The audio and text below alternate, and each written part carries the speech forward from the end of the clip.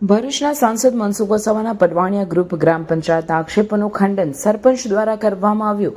ભરૂચના સાંસદ મનસુખ વસાવાએ ગતરોજ પોતાના સોશિયલ મીડિયા એકાઉન્ટ પર એક પોસ્ટ શેર કરી તેઓ દ્વારા ઝઘડિયા તાલુકાના અધિકારીઓ તેમજ પડવાણિયા ગ્રુપ ગ્રામ પંચાયતની મિલીભગતથી સિલિકામાં ગેરકાયદેસર ખનન ચાલતું હોવાના આક્ષેપ કર્યા હતા। સાંસદના આક્ષેપ બાદ પડવાણિયા ગ્રુપ ગ્રામ પંચાયતના મહિલા સરપંચ સીમાબેન વસાવા દ્વારા સાંસદના આક્ષેપોનું ખંડન કરી વળતો જવાબ આપવામાં આવ્યો છે અને તમામ આક્ષેપો પાયા વિહોણા ગણાવ્યા હતા।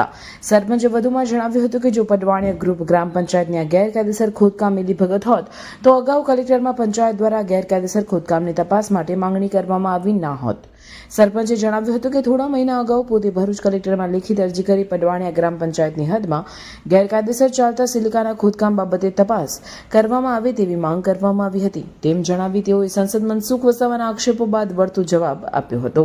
હું વસાવા સીમાબેન ઉમેશભાઈ હાલ પડવાણિયા ગ્રુપ ગ્રામ પંચાયતના સરપંચ તરીકે છું।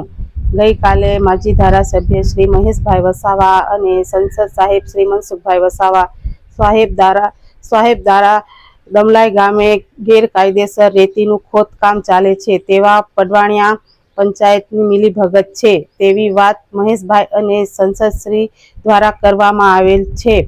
તો હું આપશ્રીને કહેવા માંગુ છું કે તારીખ 21/11/24 ના રોજ ભરૂચ કલેક્ટર કચેરીએ મારા લેટર પેડ ઉપર દમલાઈ ગામે રેતી ચોરી થાય છે તે બાબતની અરજી આપેલ છે। મારી પંચાયતમાં આ કામમાં કોઈ મિલીભગત નથી તે પુરાવા હું મીડિયા વાળાને આપું છું। એક મહિલા તરીકે મને અને મારા પંચાયતને વિશ્વાસમાં લીધા વગર તેઓએ અમારા ઉપર આક્ષેપ કર્યા છે। એનાથી મારી અને મારા પરિવારની બદનામી થાય છે।